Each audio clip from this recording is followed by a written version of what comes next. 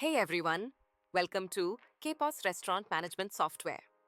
QPOSS is a simple and powerful software designed specifically for restaurants.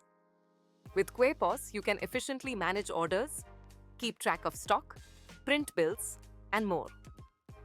Let's explore how to navigate this application. Here's our login page. Log in using your 4-digit PIN. Once you're in, the dashboard displays all your pending orders. On this dashboard, red indicates an order in preparation, while green signals it's awaiting payment. To see only takeaway orders, select the takeaway option here. For dine-in orders, choose the dine-in option. To start a new takeaway order, select takeaway and hit the add button to open a new window.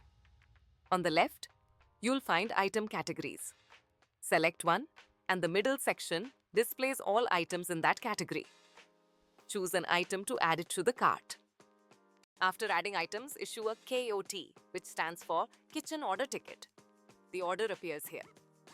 To add more items to an order, reopen it, select the category, and add desired items. Issue another QOT.